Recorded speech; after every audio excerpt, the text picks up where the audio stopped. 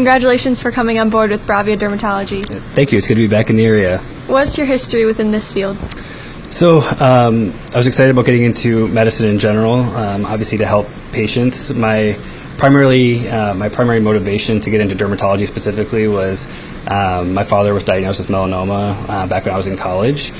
So I knew a little bit about the disease and the condition and some of the treatments that were out there.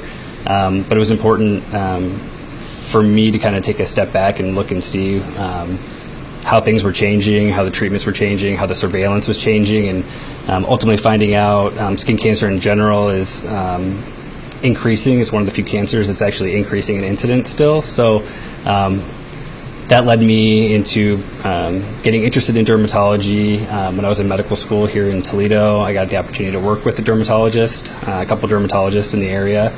And my passion ended up increasing by realizing that they see all sorts of ages of patients. So they see young kids with eczema, they see teenagers going through acne, adults with skin cancer and psoriasis, and now young adults with skin cancer. So that's primarily where my motivation came from. What are some tips people should be aware of regarding skin cancer? Sure. So sun safety, first and foremost. We kind of hear it over and over again.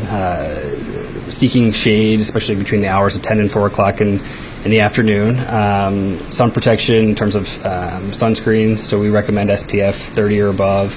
And most people don't realize that they need to be reapplying it. So they put it on once in the morning and they kind of forget about it, but it's important to reapply every 2 hours, and when you're swimming or out in the water every 90 minutes. Long sleeve shirt, a broad brim hat. Skin cancer, non-melanoma skin cancer, most common on the head and the neck, so having areas that are covered on the nose and the ears with a broad brim hat is important as well. They make SPF clothing now, so you can get SPF long sleeve shirts. They're good swimwear shirts as well, so it's not constricting. But it's important for patients to know that skin cancer, while it's on the rise, it's very treatable when you catch it early. And the treatments are always evolving and always getting better. The surveillance is always getting better as well. Doing self-skin exams every month is the recommendation, so the head-to-toe self-check, having somebody who can look at their back or their backs, their legs.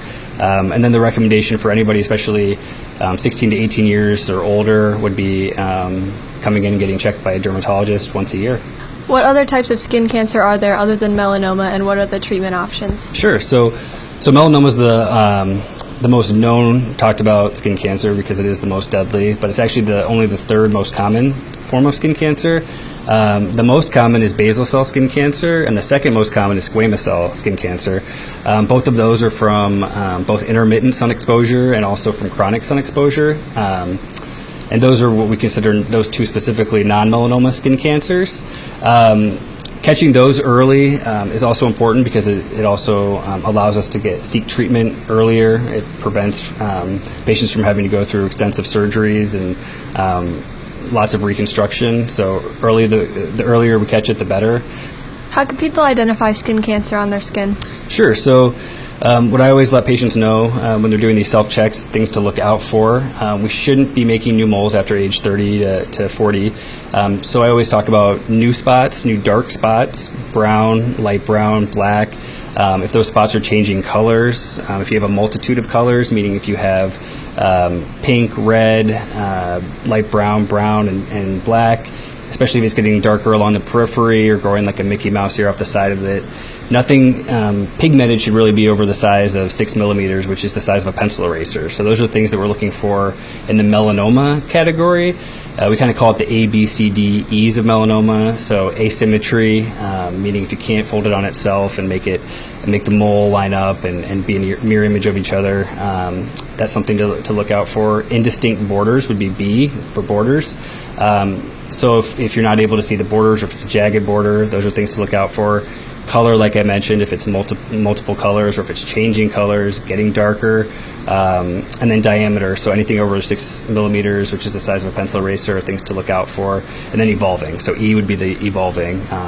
that's changing at all in size. For non-melanoma skin cancers, basal cells and squamous cells, those are the most common ones we see. Things to look out for there would be new pink spots that we didn't notice before, non-healing wounds or ulcers, tenderness, bleeding, spots that just aren't healing without a known prior trauma are things we're looking out for. If people would like more information about this topic, how can they do that? Yeah, they could. We have lots of educational handouts and informational segments on our website, braviaderm.com. You could also visit our Facebook page at Bravia Dermatology. As well, we have monthly awareness. So each month we kind of have a different theme. May was Skin Cancer Awareness Month, specifically as we're heading into the summer. As we're heading into the fall and the winter, the colder months, we have the Eczema Awareness Month. So we kind of put up things to be looking out for, things to kind of formulate a treatment plan or a treatment regimen, and things for surveillance as well. So all that information is on our website and on our Facebook page. Great. Well, thank you so much for your time. Yeah, thanks for having me. I appreciate it. This is Jane Alonsway reporting for ABEX Community News.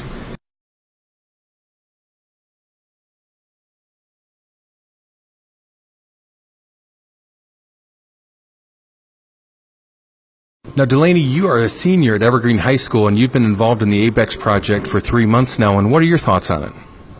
Well, it's a great confidence builder, for one.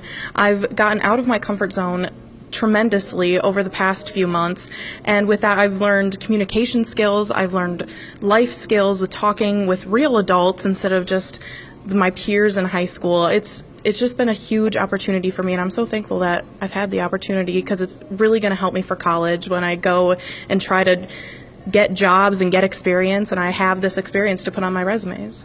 Would you recommend this to other students? I would absolutely recommend this to other students.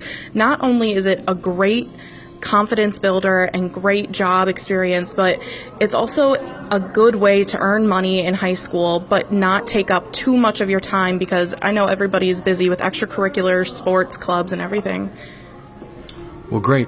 And Matt, thank you so much for being one of the business sponsors. Without your generous support, we couldn't do this, so thank you very much. You're welcome. I always like to help people who are interested and help someone find their passion, especially at a younger age. It's invaluable to have that experience and something to put in your back pocket that you always have now from now on. Well, Janie, you've been involved in the ABEX program since December. What are your thoughts on the program?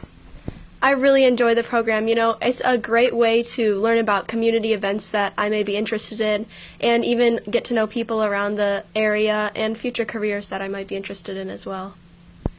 Well, Dr. Kiefer, thank you so much for being one of our sponsors. We really appreciate it. That's absolutely my pleasure. I love to help out. Students getting experiences is a great thing, and obviously we have a lot going on in our community that we can all be aware of and be a part of. And I know you're involved in the community quite a bit. What other activities are you involved in?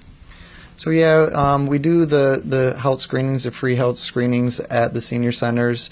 I also participate with Mobile Care Group, and we provide services in this long-term care and skilled nursing facilities. And so every opportunity that we get, we like to try to give back and help out where it's needed. Well, thank you so much for all you do for the community. It's my pleasure. Thank you very much for coming on board as a student sponsor. What are your thoughts on this program? I truly enjoyed it. I think it's a great experience for young men and women to get involved in a field and get experience in something that they have an interest in for the future. What else are you involved in with the community? We like to support the local schools. We also are providers where we participate in the Give Kids a Smile program that occurs the first Friday in every February, and it's sponsored nationwide with the Ohio Dental Association, the American Dental Association, and the local Toledo Dental Society, where free dental work is provided for children who otherwise can't afford it. Thank you for all you do with the community. Our pleasure. Thank you.